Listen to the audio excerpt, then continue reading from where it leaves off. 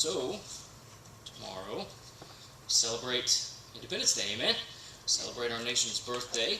So tonight, I just simply want to guide and hopefully fuel that celebration by encouraging us to contemplate a couple important readings. The first is in Hebrews chapter 11. We're doing these readings in chronological order, and I hope that by the end, you'll be able to see how they relate to each other and how they relate to us and our children and our children's children. The first, take your Bible, turn if you would to Hebrews chapter 11.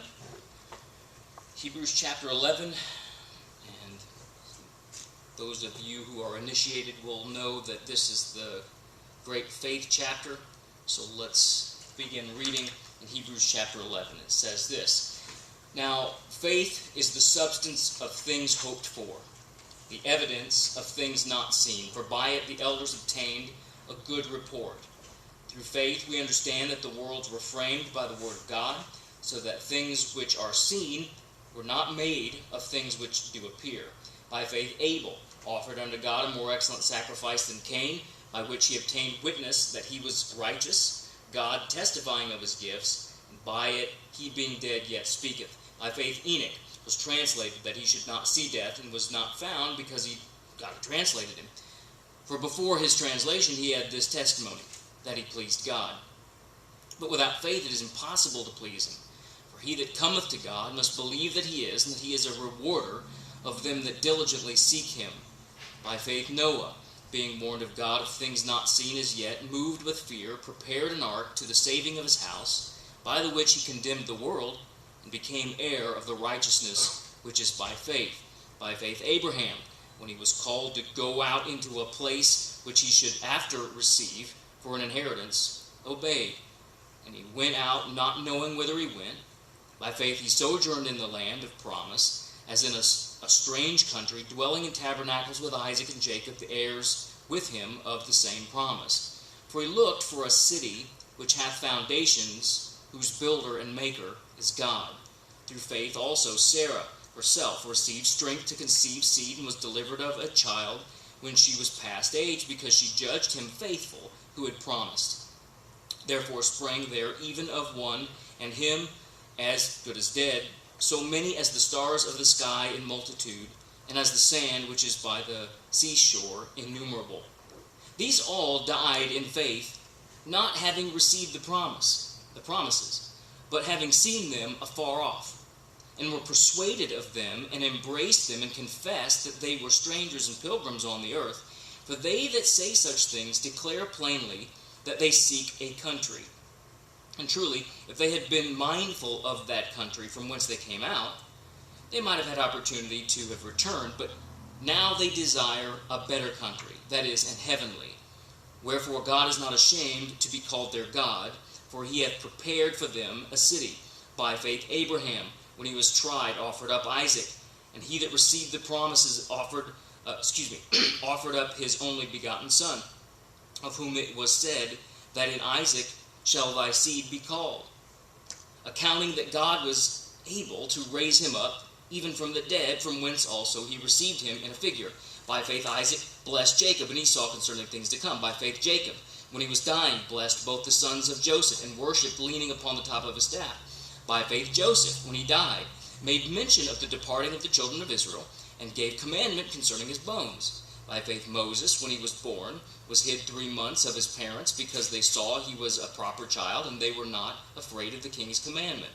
By faith Moses, when he was come to years, refused to be called the son of Pharaoh's daughter, choosing rather to suffer affliction with the people of God, than to enjoy the pleasures of sin for a season, esteeming the reproach of Christ greater riches than the treasures of Egypt.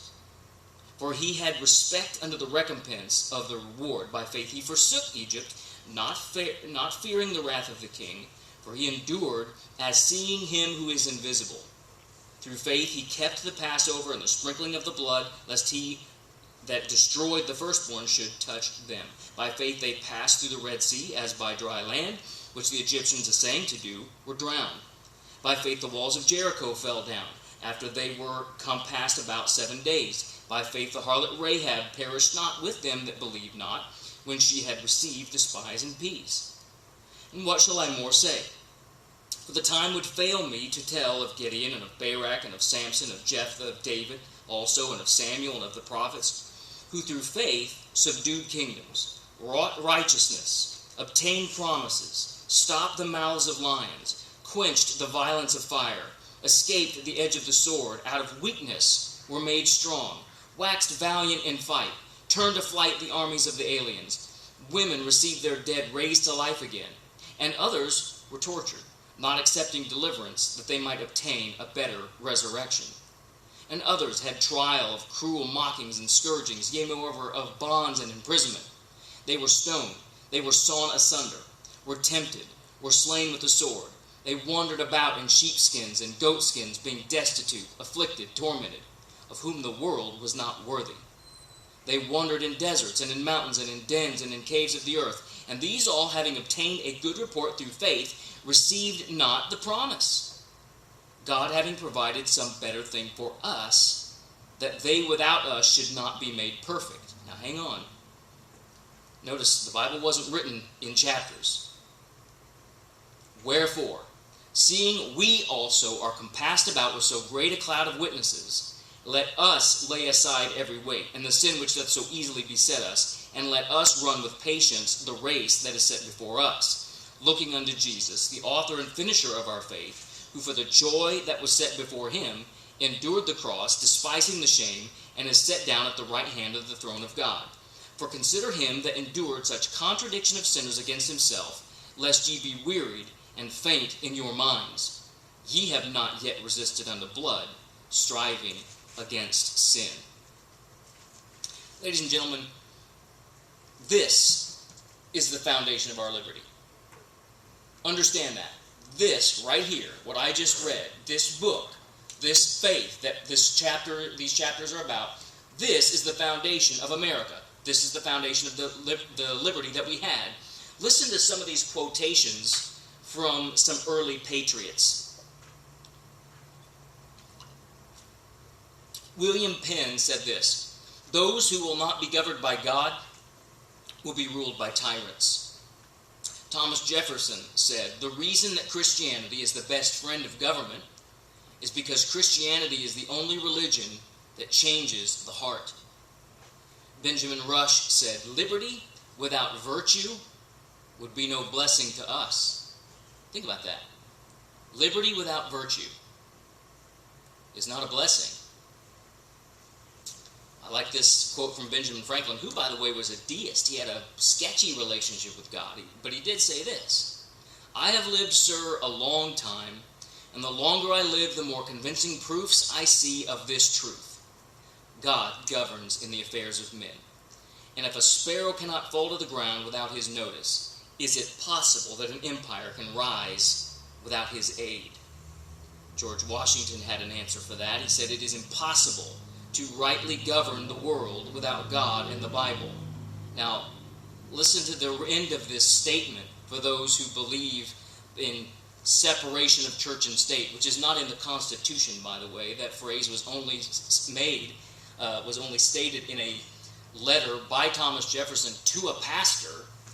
And when you read the context of it, he said it was clear that this was about keeping the state out of the church, not the church out of the state. So, George Washington said, "It is impossible to rightly govern the world without God and the Bible. Do not ever let anyone claim to be a true American patriot if they ever attempt to separate religion from politics." Now, does that sound like something that you hear in your history class? But this is not make-believe. This is one of our founding fathers, Daniel Webster. Some of you older folks might know who that is. All right. He said this: "God grants liberty only to those who love it and are always ready to guard and defend it." Don't ever forget, don't ever fail to teach that faith is the foundation of freedom. That's why we are seeing our freedoms being eroded away. If there is not an objective standard of morality, then upon what is any authority supposed to base their authority? Do I have the right just to march up into your house and say, okay, you're going to give me X amount of your money and you're going to give me X amount of your food, and when I tell you what to do, you just have to do it? Do I have the right to do that? Does any human being have the right to do that? No. Authorities are set up and taken down by God. Now, I want to read from another document. You might have heard of it before. It's called the Declaration of Independence. July 4th, in 1776, the unanimous declaration of the 13 United States of America. When in the course of human events it becomes necessary for one people to dissolve the political bands which have connected them with another, and to assume among the powers of the earth the separate and equal station to which the laws of nature and of nature's God entitle them, a decent respect to the opinion of mankind requires that they should declare the causes which impel them to the separation. We hold these truths to be self-evident, that all men are created equal, that they are endowed by their Creator with certain unalienable rights, that among these are life, liberty, and the pursuit of happiness, that to secure these rights, governments are instituted among men, deriving their just powers from the consent of the governed, that whenever any form of government becomes destructive of these ends, it is the right of the people to alter or to abolish it, and to institute new government, laying its foundation on such principles and organizing its powers in such form as to them shall seem most likely to affect their safety and happiness. Prudence indeed will dictate that governments long established should not be changed for light or transient causes. And accordingly, all experience, listen to this, hath shown that mankind are more disposed to suffer while evils are sufferable, than to right themselves by abolishing the forms to which they are accustomed. Think about that. But when a long train of abuses and usurpations, pursuing invariably the same object, evinces a design to reduce them under absolute despotism, it is their right, it is their duty to throw off such government and to provide new guards for their future security.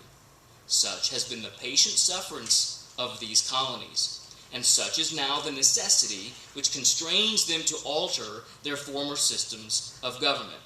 The history of the present King of Great Britain is a history of repeated injuries and usurpations, all having in direct object the establishment of an absolute tyranny over these states. To prove this, let facts be submitted to a candid world. Then a list of these things were laid out there. I'm going to skip through that list. By the way, it would behoove you to read that list, because many of them are far less injurious than what we are suffering today as Americans. But let's continue. In every stage of these oppressions, we have petitioned for redress in the most humble terms. Our repeated petitions have been answered only by repeated injury. A prince, whose character is thus marked by every act which may define a tyrant, is unfit to be the ruler of a free people. Nor have we been wanting in attentions to our British brethren. We have warned them from time to time of attempts by their legislature to extend an unwarrantable jurisdiction over us. We have reminded them of the circumstances of our immigration and settlement here. We have appealed to their native justice and magnanimity, and we have conjured them by the ties of our common kindred to disavow these usurpations, which would inevitably interrupt our connection and correspondence. They too have been deaf to the voice of justice and consanguinity. We must therefore acquiesce in the necessity which denounces our separation, and hold them as we hold the rest of mankind, enemies in war, in peace friends. We therefore, the representatives of the United States of America in General Congress assembled, appealing to the Supreme Judge of the world for the rectitude of our intentions, do in the name and by authority of the good people of these colonies solemnly publish and declare that these united colonies are and of right ought to be free and independent states, that they are absolved from all allegiance to the British Crown, and that all political connection between them and the state of Great Britain is and ought to be totally dissolved, and that as free and independent states they have full power to levy war, conclude peace, contract alliances, establish commerce, and to do all other acts and things which independent states may of right do. For the support of this declaration, a firm reliance on the protection of divine providence, we mutually pledge to each other our lives, our fortunes, and our sacred honor. Can I ask you a pointed question? Did that hurt to have to listen to that? Was it too long? Spend too much time hearing big words? I hope not. I hope you treasure that. Man, Pastor Brian read a lot of the Bible today. Man, Pastor Brian read a lot of Declaration of Independence. But now one other thing. 56 men pledged their lives, their fortune, and their sacred honor when they put their name on that document. You ever wondered what happened to them? What happened to those 56 men? Men who, 24 of them were lawyers and jurists, 11 were merchants, 9 were farmers or plantation owners, men of means, well-educated people. So they signed the Declaration of Independence knowing full well that the penalty would be death if they were captured. 5 were captured by the British as traitors and tortured before they died. 12 had their homes ransacked and burned. 2 lost their sons in the war, and another had 2 sons captured. 9 of the 56 fought and died in the war. Think about that. 9 of those men, not just so, they were there and they fought and they died. Carter Braxton of Virginia, a wealthy planter and trader, saw his ships swept from the seas by the British Navy. He sold his home and properties to pay his debts, and he died in rags. Thomas McKean, he was so hounded by the British that he was forced to move his family almost constantly. He served in the Congress without pay, and his family was kept in hiding. His possessions were taken from him, and poverty was his reward. Vandals, and soldiers of both, looted the properties of Ellery, Clymer, Hall, Walton, Gwinnett, Hayward, Rutledge, and Middleton. At the Battle of Yorktown, Thomas Nelson, Jr. noted that the British General Cornwallis had taken over the Nelson home for his headquarters. The owner quietly urged General George Washington to open fire. The home was destroyed, and Nelson died bankrupt. Francis Lewis had his home and his properties destroyed. The enemy jailed his wife, and she died a few months later. John Hart was driven from his wife's bedside as she was dying. Their 13 children fled for their lives. His field and his gristmill were laid to waste. For more than a year he lived in forests and caves, returning home to find his wife dead and his children gone. A few weeks later he died from exhaustion and a broken heart. Norris and Livingston suffered similar fates. Now, I'm going to cut this one short because I could just keep going and going. Such were the stories and the sacrifices of the American Revolution.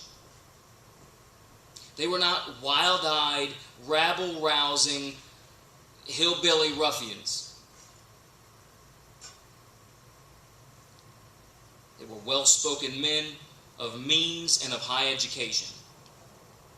They had safety, they had security, they had their fortunes, but to them, liberty was more valuable. Your liberty was more valuable. Standing tall, straight, and unwavering, they pledged for the support of this declaration, with firm reliance on the protection of divine providence, we mutually pledge to each other our lives, our fortunes, and our sacred honor. So let me ask you, do you see how these 3 readings relate to one another? Do you see how what I read out of this book was almost repeated by the last thing that I read? That one led to another, which led to another, which led to us being here right now.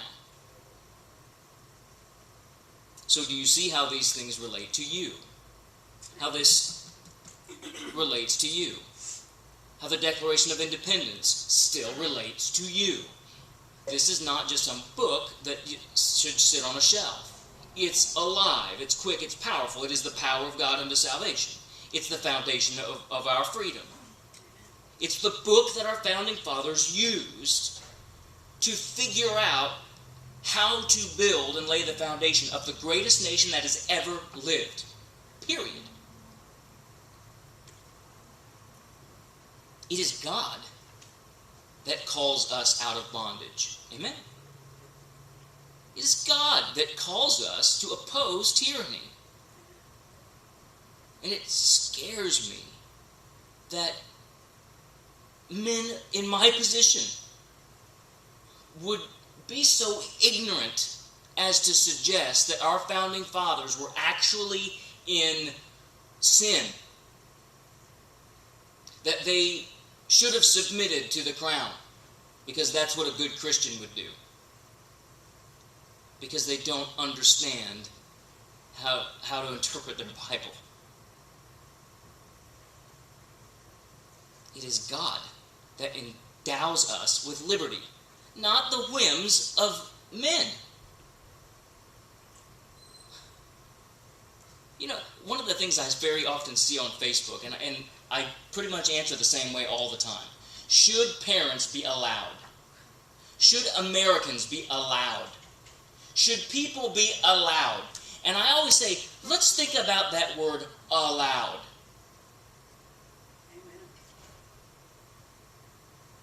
Allowed by whom? Now, listen, I'm not saying that there shouldn't be authorities. This book doesn't teach that there shouldn't be authorities. The Declaration of Independence does not say that there shouldn't be authorities. Our founding fathers did not believe that there should not be authorities, but they understood what the Bible teaches about authority, that authority exists to protect people's liberty. The reason you and I have enjoyed the lifestyle that we have and the freedom that we have is because our nation was founded on that concept, which was in opposition to pretty much everybody else. Think about that.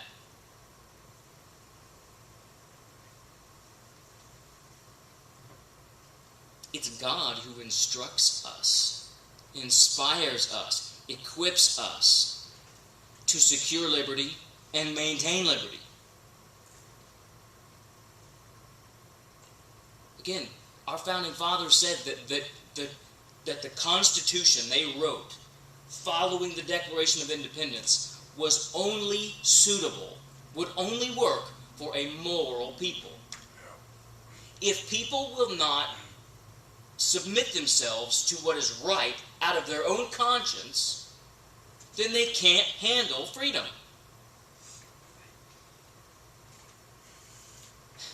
Proverbs says, for the transgression of the land, many are the princes thereof. What does that mean? That means the reason why there is a sign on the back of Tide Pods that says, do not eat, is because some moron has been eating them. Right? You ever wondered, how did that, rule, do not text and drive. Well, we should know and not do that. Right? But when enough of us don't do what we know we should do, or do things that we know we shouldn't do, then authorities get involved and start enforcing those laws. And every time that happens, here's the problem. There's no such thing as perfect authority. It's understood that anyone in authority is a sinner and will fail. And power tends to corrupt people, right?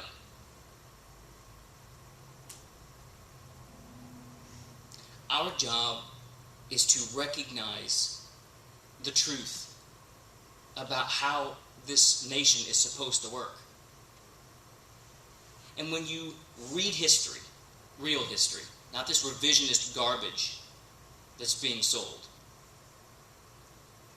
when you really understand history, then you turn on the TV and you listen to news and you think about just some of the things that people say. You think, you don't get it. How is it possible for you to be in that position and that to come out of your mouth? It cannot be.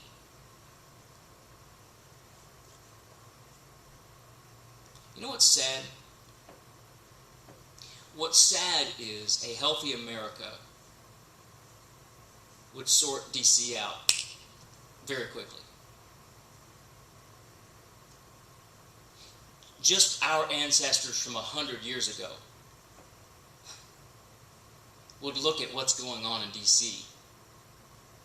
And they wouldn't just go, oh, that's bad. Oh, we're against it. They would show up and they would grab people by the scruff of the neck and they would boot them out. Yeah. If you've never heard of the Battle of Athens, Georgia, you should go find out about that. When men came home from World War II and realized that their county had been dominated by a tyrant, someone who was rigging elections, someone who shot people, had his officers shoot people who showed up to vote, stole ballot boxes. Those men said, we did not fight for liberty to come home and to see it taken by that guy. They went to the local National Guard armory. They took every weapon that was there, including explosives. They called that man to have a free and fair election. He took the ballot boxes, ran to, I believe it was a local school, and held up with his gangster police officers. They exchanged fire, and when the soldiers, returning home, blew the door off of the school with explosives, gave him another chance to come out, they gave up. He had lost, he was nowhere even near winning the election. By the way, Bob, you'll like this, all of the rifles were returned, properly cleaned.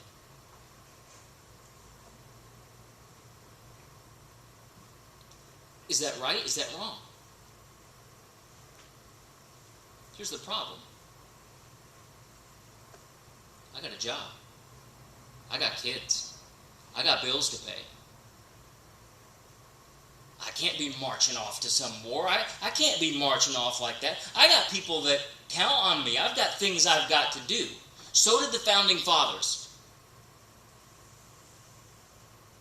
Who am I? I'm no soldier. I don't have any business in that. These were farmers, lawyers, merchants. Well, all right, Brian, it's a different time now. They didn't have F-16s. They didn't have stealth fighters back then. They didn't have gas. Who do all those weapons belong to?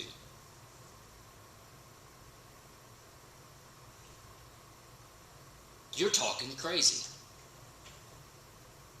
Yep. Right is right, no matter what century it's in. There's right and there's wrong. The question is, are there enough people who are willing to do right? Now, I'm not saying we need to, go start shooting people. Obviously not. But we all need to be prepared to do whatever it takes to secure our liberty. And it starts with our children. Teaching them the faith. Passing the torch of faith and freedom. Raising a generation that when tyrants show up and just say, do this, our kids say respectfully, sir, no, who in the world are you? You're not my mom. You're not my dad. Or when authority misuses their authority, then they stand up and say, your authority is null and void. And if enough people do that, we would sort this thing out so quickly. The reason why Washington is what it is because we're not sending people to Washington who have the foundation of faith. Amen. It's our job. It's our fault. It's us. It's the church. The church has failed. And so we're not going to point fingers at anybody else. We're going to point the finger at us. We're going to do what we've been called to do, and we're going to raise up a generation who will speak out for what is right. Now, I need to stop. But lest this sound like some pie-in-the-sky craziness, how many people signed the Declaration? 56. Do you want to know what percentage of the colonists actually marched off to war? Versus the percentage of the colonists who said, no, this is craziness. Look it up.